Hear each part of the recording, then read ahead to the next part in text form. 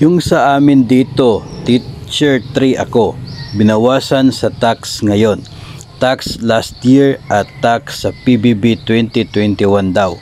Ang nakuha ko 13,563 na lang. Hay nako, ano ba yan? So ito po ay tungkol sa release ng SRI 2023. No, ang nangyari, isang teacher 3 ang ating sender at ang kanyang natanggap ay 13,563 na lang. Bakit gano'n na lang? Kasi yung tax daw sa SRI nila last year at yung tax na rin sa kanilang PBB 2021 binawas mula sa kanilang SRI ngayon, kaya yun na lang yung kanyang natanggap. And bakit gano'n po yung nangyayari? Ito po ang ating pag-usapan sa episode na ito. Kaya po sinasabi natin mga master na lahat ng mga tinatanggap po natin na benefits kapag sumobra na doon sa limit na 90,000 ay talagang subject to tax na po yan.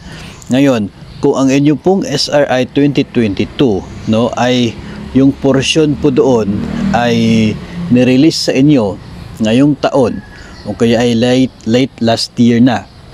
At the same time, binigay ito ng buo at walang tax deduction. Tapos itong PBB pa na binigay sa inyo this year, binigay rin na buong halaga at walang tax deduction. Dahil po sa pagbigay nito ng buong halaga mga master, ay yung actual na tax deduction sa inyo at tax remittance under your name ay lubos na mas mababa compared sa dapat sanang taxes ninyo. Kasi taxable na po yun, no? Sumobra ka na sa 90,000 na limit sa benefits, dapat taxable na yung mga benepisyong natatanggap. Pero dahil hindi po kinunan ito ng tax upon release, kayo po ay pinasaya, binigyan ng buong halaga during the release at kahit ito ay taxable na. Ngayon, dumating yung December 2023, SRI 2023. Bakit doon sa SRI tinanggal lahat ng mga taxes sa previous benefits?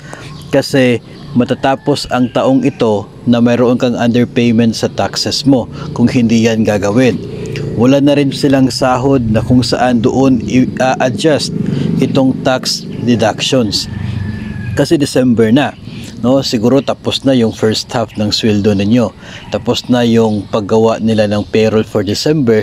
So, wala na pong next month for the year 2023. Kaya lahat ng mga kakulangan sa taxes doon na tinanggal from your SRI. Para during sa pag-compute nito, yung total tax deductions mo for the year, total tax payments mo for the year, ay sakto lamang doon sa total tax liability mo considering all of the benefits na natanggap mo ngayong taon.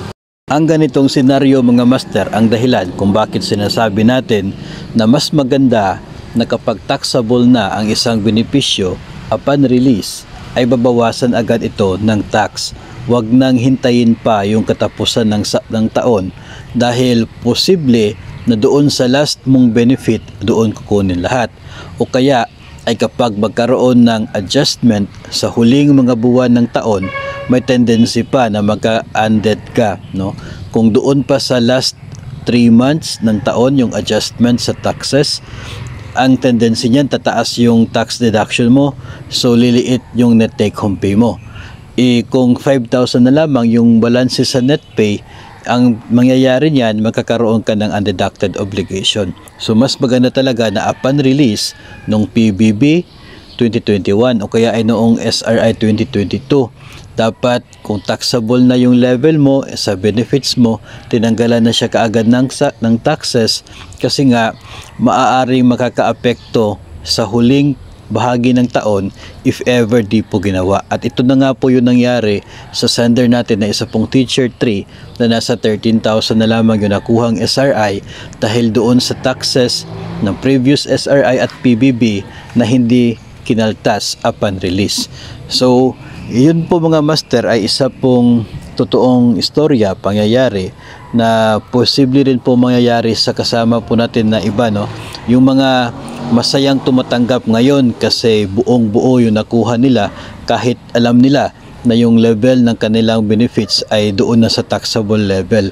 No, kung masaya ka ngayon dahil walang taxes, darating yung time na magkakaroon ng adjustments niyan at sigurado maaapektuhan pa rin po yung magiging future na matatanggap mo kung during the computation ay makikita na mayroong underpayment doon sa tax deductions mula sa mga benepisyo.